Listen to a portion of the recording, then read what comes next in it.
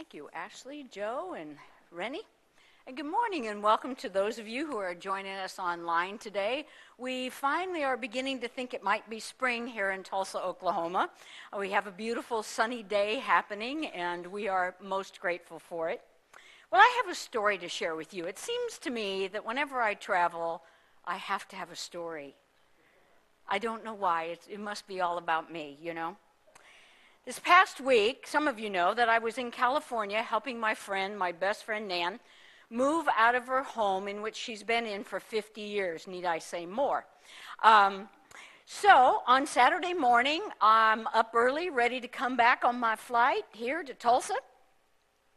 Get to the airport in plenty of time, really pumped up. We've had a good week, you know, and I had a little breakfast, and I hear this ping on my phone. And I look at my app, my Delta app says, your flight has been delayed 6 hours.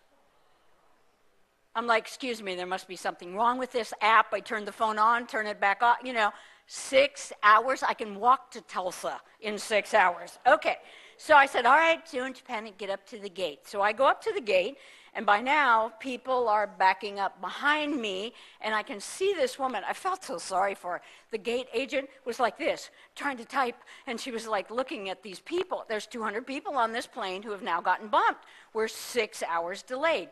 Now, some of the people were going to Salt Lake, and they just sat for 6 hours. So she's trying to maneuver all these other people. So I get up to the Tulsa, and of course, as we all know, there's not a lot of connecting flights to Tulsa. So if you miss your connection, you may be sleeping in whatever airport in the country.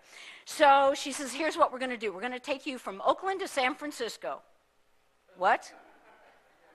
And you're going to go on American. No, I'm on Delta. And you're going to Dallas-Fort Worth, and then I thought, okay, Dallas-Fort Worth has more flights to Tulsa. So yeah, at least I figured this one out. I said, okay, you go down, you get the shuttle, and I'm thinking, really? It's a 14-minute drive from the Oakland airport to the San Francisco airport. All right, we apply, and 11 people get on the shuttle. So more people are coming because they're shoveling us all to San Francisco. And there was an elderly couple. She was in a wheelchair and very cold and it is 5 o'clock in the morning, let me tell you. It's dark and it's really cold, okay? Now there's one seat left. And we're all like, we're going to leave them here? And the driver said, there'll be another bus coming in, in about a half an hour. And we're like, no, this isn't working right. So I had the earliest flight. The guy sitting next to me had an early flight too. But the two women behind me said, how soon is the next shuttle? And she said, well, in about a half an hour. She said, our flight is until 11. We'll get off and let them on.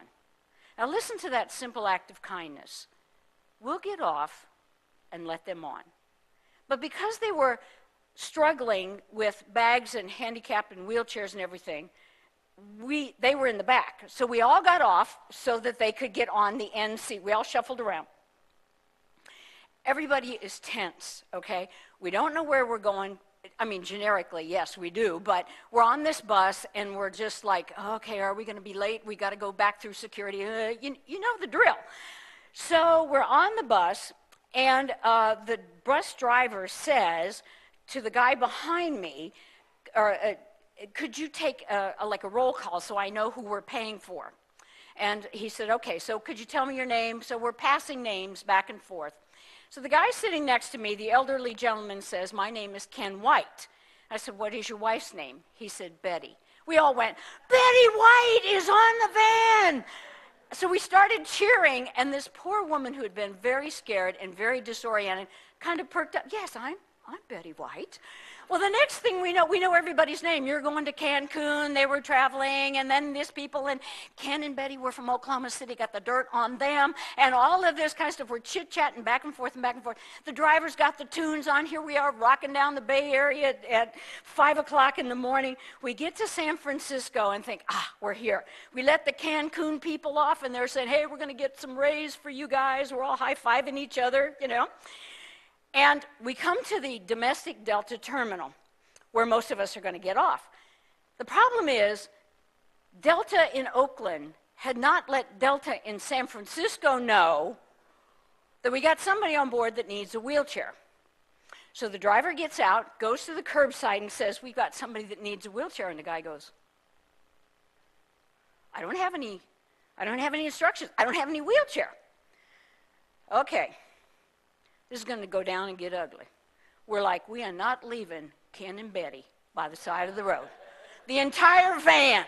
This is family now you're talking about. We're not leaving Ken and Betty. Everybody in the van gets off. Steve goes over to the counter in hopes of getting a wheelchair. I get in the back of the van. I am pulling their baggage out because I don't want them to miss their flight. The driver says, I can't leave my truck. The rest of them we're all in various places. Poor Ken and Betty are standing there going, they're just shivering to death. We have to get to Oklahoma City. Okay, I heard that. So Steve and I decide we would take their bags into the terminal and we get the wheelchair. What were we thinking? So we carry all this luggage, and as we're walking in, I said to Steve, he said to me, they're traveling first class. He said, great. We go over to the Sky Mile counter, and we dump all this luggage and walk off. And the agent is like, you can't leave these unattended bags. Where's your boarding pass? Wait a minute, folks, you can't. And we're like, we need to get a wheelchair for Betty White. And we're running out the door to go get, well, no wheelchair ever materialized. So Ken's pacing up and down trying to get them to understand we need this wheelchair. The ticket agent is following us out like, folks, you can't do this. So finally I said to Betty, do you think you can walk that far? She says, well, maybe I can with a little help. So he grabs her on one side, I grab her on the other. Now, honey, you don't need to do this. I said, we're warmer if we stand together, girlfriend. She goes, that's true, dear. That's true. So we waddle our way into the Delta Airlines terminal, and this ticket agent is going, who are these people? I've got all this, what's going on here? Eventually, we got it all straightened out, and this is the interesting thing about it. 45 minutes ago, I didn't know these people and didn't care. Now suddenly they're family. We're hugging in the terminal. Oh, goodbye. Have a great trip to Oklahoma. You too. It's oh my God, so nice to meet you. And off we went our separate ways. And I thought to myself, what an incredible story of journey. What an incredible story of journey. How this one little act of kindness, when those women got off that van. Now, remember, we're all kind of fearful and agitated because we don't know where we're going and we don't know why we're going and how we're going to make connections. So, when a group of people get into an enclosed vehicle, it's like now we're really rah, rah, rah, rah, rah. None of that. It was like somehow that little act of kindness shifted the entire journey to be friends, to be family. And so I left there. I'm going into the terminal. I'm thinking, what was that all about, God? This is a spiritual environment and a world that we're living in. And I was just privileged to be part of a spiritual encounter that will last on my heart forever. No selfies were taken, no videos, no posting on Facebook, but those people will live in my heart as a journey and an adventure that I had the privilege to not only be witness to, but be a part of. Because we are talking about journey. We are talking about the ways in which we unfold as spiritual beings. During the course of our Lenten topic, we're talking about the Gospel of Luke. And we said that the Gospel of Luke is crafted, and I use that word intentionally. It's a crafted story which is foundationally about a journey. Because what Luke's community, now we're talking 85, Luke's community does not know Jesus. They've never been to Palestine. They probably don't speak Aramaic. They are Greek. They are cosmopolitan. They are totally disconnected from the world and the inhabited places of Jesus of Nazareth, the historical man. But they've heard stories or they've had healings. And they want to know more. Well, what would be the first question? Who is Jesus? So Luke begins to craft his story the story of Jesus. But we also learned that there's a bookends. So it was the Gospel of Luke and the book of Acts were actually one book, because the gospel itself was about the life of Jesus, and the book of Acts was about the life of the church. Because what Luke was trying to say is, whatever Jesus did, and if you want to follow Jesus, the only way you're going to be able to do this is appreciate and understand the power of community. And I'm not necessarily talking about church. I'm talking about the community. We call it like-minded people, don't we? We like to have discussions. We like to challenge ourselves. We like to get involved with people. We say they're my tribe. They're like-minded people. And so Luke wants to say, if you want to come in and follow Jesus, then you're needing to know what our mind is, who and what is our leader, so to speak, and then how you participate by following Jesus in the life and times and the breadth of this community. So we saw last week that Luke crafted his gospel around three major types of journey. The first journey is the awakening journey. It's when we awaken to our spiritual nature. It's when we begin to understand that something within us is born that is already inherently who and what we are. We see this when we open the Gospel of Luke. Mary and Joseph are on the journey to Bethlehem to have this child. But we also see it again a little bit later, around chapter 5, I think it is, where Jesus goes to the temple. It is only in the Gospel of Luke. Isn't that odd? It's the only story in the Gospel of Luke where, after having gone home, Jesus, Joseph, and Mary have gone back to Nazareth. Now, for the festival of Passover, they are coming back to Jerusalem. The story tells us that Jesus stays in the temple. The parents are looking for him. They're all distraught. Finally, when Mary and Joseph find him, Jesus says, "Don't you know I'm supposed to be about my Father's business?" But here's the interesting thing. We've always sort of looked at that story as, oh, wasn't Jesus smart? I don't think Jesus was that smart. I think he was looking, searching, questioning. These were the elders. What did he experience in those young ages that he wanted understanding, that he wanted? Isn't that true in our journey too? We have a spiritual awakening, but it's just a feeling, a sense of knowing. And what does that mean? Okay, I understand it, but I don't get how it begins to work out in my life. Because the telling part of that passage to me is that it talks about how Jesus now goes back home to Nazareth, obedient to his mother and father, and he grows in wisdom and stature. Stature is height. He matures as a human being, as a man.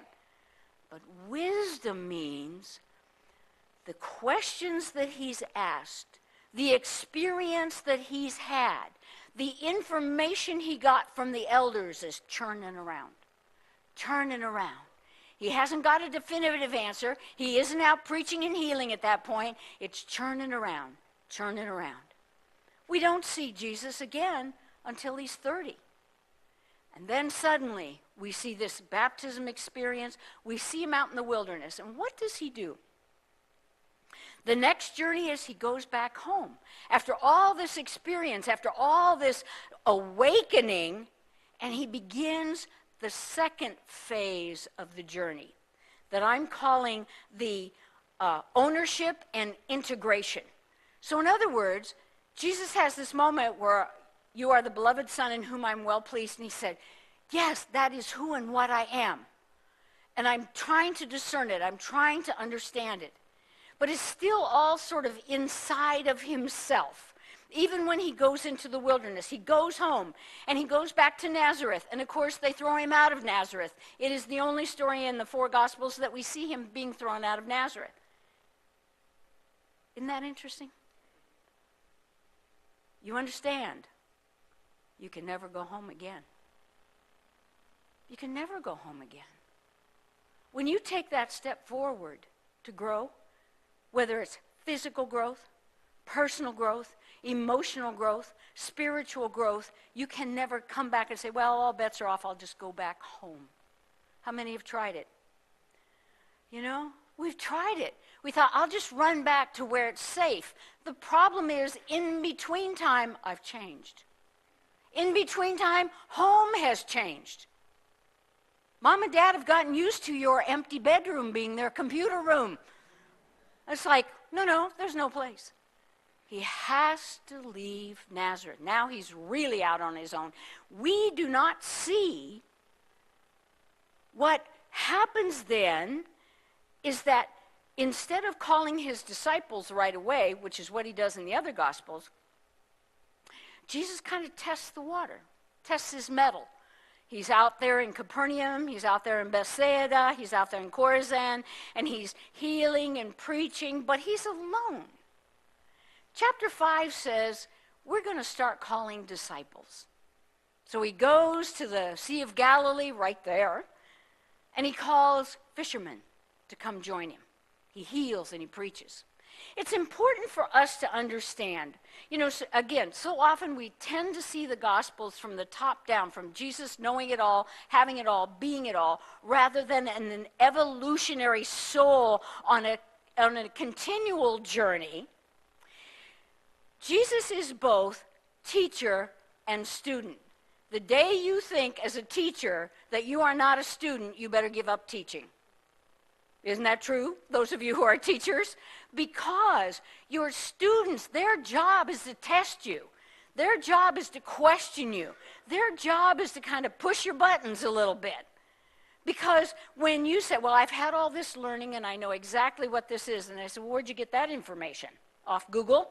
I've got other information. And I want to know, I want to know, I want to know. And so what is happening is Jesus calls to himself these 12 disciples. We also know from the Gospel of Luke, more specifically than others, that he calls women into that circle. So now he has an entourage, if you will, of people who are questioning him. Yes, they are learning from him, but they're also challenging him. And this is the place where he takes all that head learning and really begins to get deep into it. And just like you and I, this is the place where we have to say, you know what, I know people who know the Bible backwards and forwards and never live it. It's all right here. Yeah, I know chapter, verse 10, yeah, but you cheat. And you're not a nice person. And you're not filled with love and joy.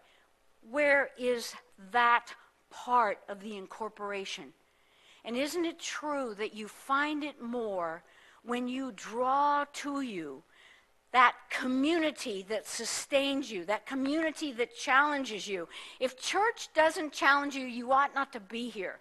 But I hope that you understand it is the part where we are constantly being challenged to expand. It's like, when you're kneading dough, you have to expand it. It's rubbery. You have to knead it in.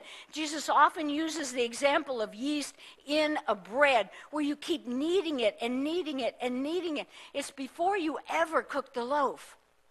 So the journey that he's talking about, this phase of the journey, becomes sort of a life. So for many years, we tentatively think that it's about 3, that Jesus is growing in his understanding of what it means to be an enlightened spiritual being. And he's doing that by teaching others what he thinks he knows. He's teaching others by what he has experienced. He's teaching others by example. So journey for Luke, journeys have a beginning, sort of a testing, and an end, right? You going back to school, you're buying a new car, you're getting married. There's a beginning, there's a testing, and an end. There's a challenge, there's some sort of conflict. That's what makes a good novel, right? And there's a reward. It's always true.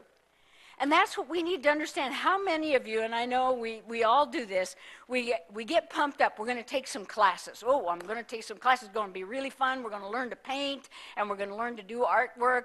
And then about the third or fourth class in, you go, it's kind of hard, and I'm not going to go. It's that test place, right? That discipline, that test place, that place where you say, I am on this journey, and I'm going to stand in the place of the test and let it unfold, even though it's uncomfortable, even though I don't get it.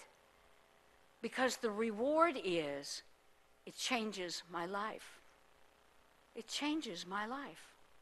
So these journeys that I'm talking about, you see, we read the Gospels and we go, well, that's their time and their situation and, Jesus' teachings, maybe I do or don't understand them. But the actual real working out, when we have that spiritual awakening, and then we begin to say, I begin to own at a level I really don't understand, and I guess I accept, but it's kind of hard, that I am a spiritual being. That's that movement from the head to the heart. Now, the question is, how do I live it? I'm going to live it in the world, right? I'm going to live it in community, whether it's a small community of my family, whether it's a community of my church, Tulsa. I'm going to live it by virtue of being on this planet. I'm going to live it. And so when challenges come in our journeys, rather than saying, well, this is too hard, or, what's the matter with these people, or finding that external blame, what is that internal awareness? What is that internal awareness? See, Jesus kept working it. And all throughout the Gospel of Luke, we see him do miracles. We see him do healings. We see him do teachings that get deeper and deeper and deeper. Not because he had it on the day he was born, but because he was working it out in community as he was processing it in his own life. His own spiritual journey was evolutionary. If it was not, there would be no point in us following, because our spiritual journey is evolutionary. Our life is evolutionary. Our world is evolutionary. And so we talked about how this evolutionary aspect of our life, what I thought about God when I was a child or a teenager or today, is quantumly different as I experience, as I live, as I act in the community of the world. So we're challenged by that. So it's just like, to me, living in that story of the van. I thought, this is so interesting. This is where I said to myself, as I got on this van, even though, like the rest of the people, I was scared and I was kind of uncertain, when we go together, we're stronger, right? When we go together, we're less scared. You hold my hand, I hold your hand, and we'll just kind of walk through this together. When we go together, we have the opportunity to let our light shine. And as I got on that van, I said to myself, there's a miracle happening here. I don't know where it is just yet, but keep watching. And it's a new phrase I've started to use over these last, since the first of the year. I think it was part of my daily word at the Burning Bowl. There's a miracle happening here. See, the problem is I don't see, I say, well, there's no miracle because I am not looking. So I've started to make a habit of looking. There's a miracle happening right here in this room right now. There's a miracle happening at the annual meeting. There's a miracle happening when I woke up this morning. There's a miracle happening. And as I stepped on that van, not knowing these other 11 people, thinking they were all a little strange, and they were thinking I was a little strange, and everybody was kind of gnarly, and then the miracle happened. 2 people said, it's okay. I will inconvenience myself for someone else. A miracle happened.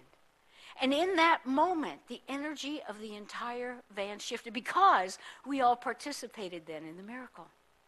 And isn't that what community does for us? We begin, your miracle becomes my miracle. Your time and challenge and sorrow become mine, and I can be strong for you, and then you can be strong for me. And there are times when we have difficulties and we know that you know what I'm talking about when I say, you've seen this before, you've struggled with this before. And so in that struggle, you begin to say, I'm glad I got friends. I'm glad I've got my support groups. I'm glad I have a community. We were never meant to be alone. And our spiritual journey was never meant to be alone.